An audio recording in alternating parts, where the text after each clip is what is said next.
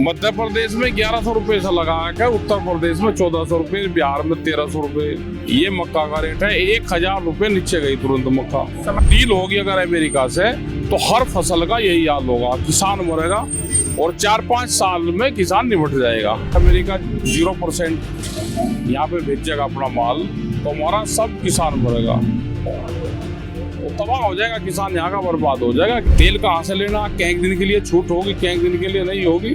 तो भाई देश को जो सिलेंडर खरीदे तो जब भी सिलेंडर भी इनका नाम रखा। बुलंदशहर में राकेश टिकैत साहब हैं, जानने का प्रयास करूंगा। ना आलू का रेट मिल पा रहा है, ना मक्का का रेट मिल पा रहा है और ना गन्ने का बकाया मिल पा रहा है। क्या वजह है और क्या मांगे हैं? देखो, डिमांड ये है कि आलू हमारा निर्यात बाहर होता है। जो गल्फ कंट्री है, हमारा सबसे बड़ा खरीदार गल्फ कंट्रियां हैं। सरकार को तुरंत चाहिए कि वहाँ पे आलू का निर्यात वहाँ पे खोल ले, वहाँ पे भेजने की व्यवस्था करें, ट्रांसपोर्ट सब्सिडी और एक रेट निर्धारित करके वहाँ पे भेजने का काम करें, जब किसान की जान बच सकती है। आलू की तो मंडियों में इतनी दुर्गति है कि वो 300 रुपए, 350 रुपए, 250 रुपए तक का 50 किलो वही जा रहा ना भाई। 3-3.5 रुपए किलो का रेट है। इससे किसान की हालात बहुत ज्यादा खराब है। रही मक्का की 5 लाख टन मक्का, मीट्रिक टन मक्का बाहर से मंगाई।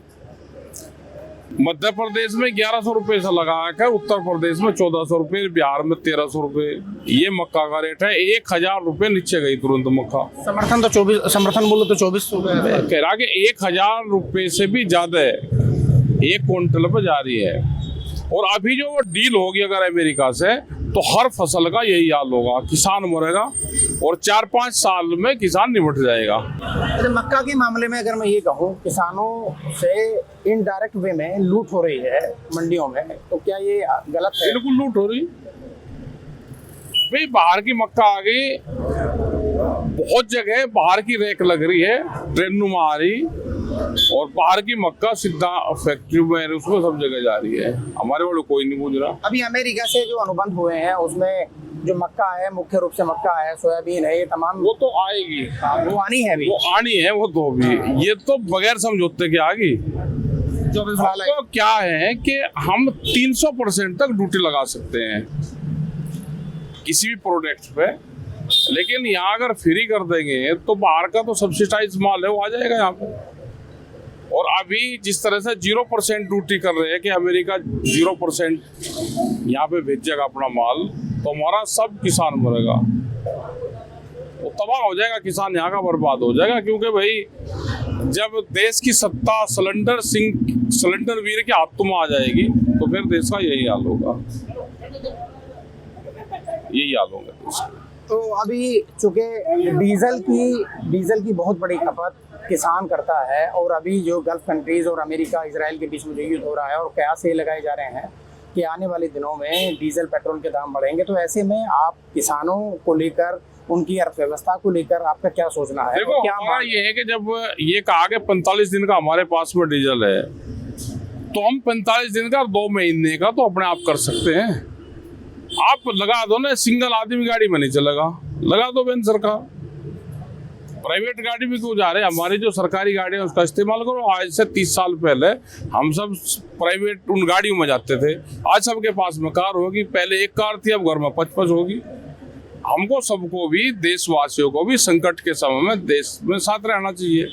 गाड़ी का मसला तो एक अलग हो गया, प्रोडक्शन है, एग्रीकल्चर में डीजल का इस्तेमाल है, तो क्या आप ये मानते हैं कि अगर डीजल के दामों में इजाफा होगा तो कृषि और कृषि क्षेत्र बिल्कुल प्रभावित होगा, और ये सरकार की जिम्मेदारी है कि इसको रेट ना बढ़ने दे। और जिस तरह से अभी तो अमेरिका ने कहा कि 40 दिन के लिए खोल दिया, भाई वहां से ले लो। अब हमारा कंट्रोलिंग पावर जब अमेरिका में है, वाशिंगटन में है, तो इन्हें क्या दिक्कत है? ये तो मंग के अवसर चल रहे हैं। मतलब ये क्यों, क्या मजबूरी ऐसी है सरकार के सामने? मजबूरी का तो पता नहीं, सिलेंडर कर दिया देश को, जब ही तो सिलेंडर वीर कहा। जो हमारी सरकार को आदेश देने चाहिए, फैसले लेने चाहिए, वो अमेरिका से हो रहे हैं, वो सरहद के पार से फैसले, सरहद वहां से हो रहे हैं, वो यूएसए से हो रहे हैं। अमेरिका वो कर रहा है। तेल कहाँ से लेना, कैंक दिन के लिए छूट होगी, कैंक दिन के लिए नहीं होगी। तो भाई देश को जो सिलेंडर कर दिया, तो जब भी सिलेंडर वीर इनका नाम रखा। अच्छा, भारत के निगरानी क्षेत्र जो समुद्र का निगरानी क्षेत्र है, वहाँ ईरान के जो नौसैनिक थे वो मेहमान थे भारत के, और उनको मार गिराया गया अमेरिका ने। सरकार का पक्ष अभी जिस तरीके से आना चाहिए था वो नहीं आ पाया है। आदमी क्या पक्ष रखेगा अपना? भाई किसी के गरीब के घर पे ऐसा हाल होगा, गरीब के घर पे मेहमान आ गया, बारात आ गई, वो दबंगों ने पीट दी, तो ये क्या हाल रखेंगे? देश को गरीब बना दिया, मजबूर बना दिया। मतलब हमारा मेहमान यहाँ पे बुलाया और उसको पीट दिया दूसरे ने, और हमने कुछ कहा ना, तो ये शर्म की बात है।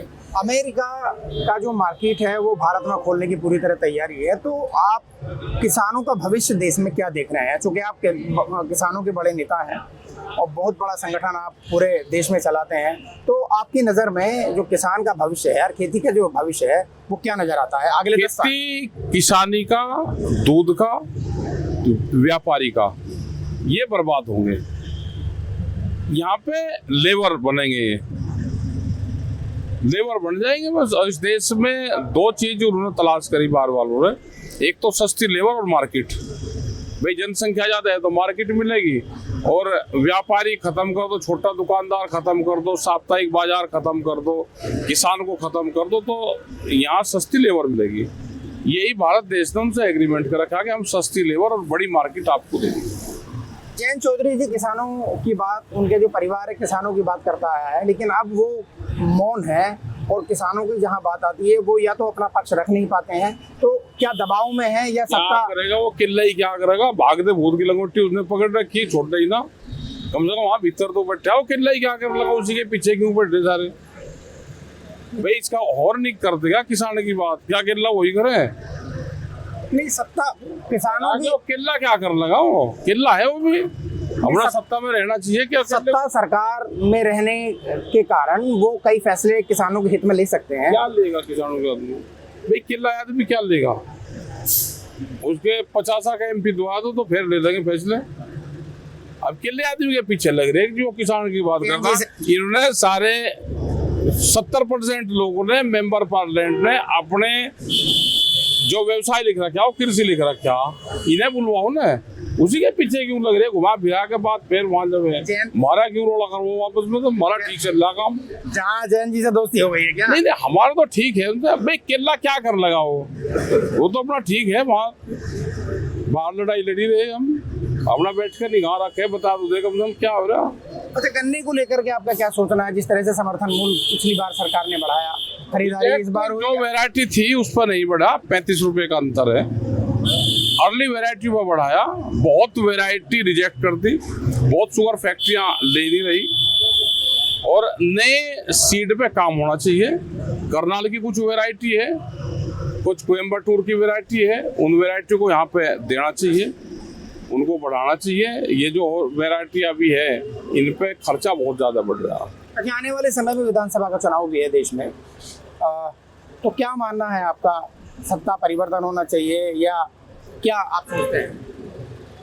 हमें तो चुनाव लड़ना नहीं, हमें तो आंदोलन करना। ए आ जाओ या बी आ जाओ, संगठन मजबूत रहेगा तो कुछ जान बचेगी। सत्ता परिवर्तन से कोई जान नहीं बचती।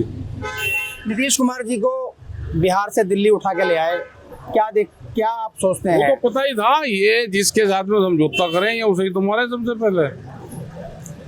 भाई लालू का परिवार है, पासवान का है, नीतीश कुमार है, चौटालाल है, ये शिवसेना वाले हैं, जितने हैं नहीं तो मारेंगे। ये जिसके साथ में रहेंगे ये उसे ही कटक जाए। तो बीजेपी है तो कतली झगड़ालू पार्टी है, यह सबको निपटावेगी। तो नीतीश जी की पार्टी का भविष्य आप क्या देखते हैं? निपट जाएगा सहज, ऐसा लगता है? हाँ लगे निपट जाएगी। तो राज्यसभा लाने का मकसद क्या है? बस वहाँ बैठ जाएगा, यहाँ से चुप रहेगा, कुर्सी वो हो जाएगी। 5 साल में जिसको भी खत्म करना, 5 साल का कोर्स है। वो राज्यसभा आखिरी सीट है फिर उसके बाद में तो लोटे में जा बस, फिर वो पॉलिटिकल लोटे में चला जाता है। राकेश टिकैत साहब हैं, बड़ी साफगोई से अपना पक्ष रखने के लिए माहिर हैं, और न डरना है न रुकना है। और बात यही है कि आने वाले अगर विधानसभा चुनाव की बात मैं कहूँ तो जो भारतीय किसान यूनियन है उसको संघर्ष का रास्ता ही अख्तियार करना है, उनको सत्ता से लेना देना कुछ नहीं है। शाहनवाज चौधरी, न्यूज़ 24 बुलंदशहर।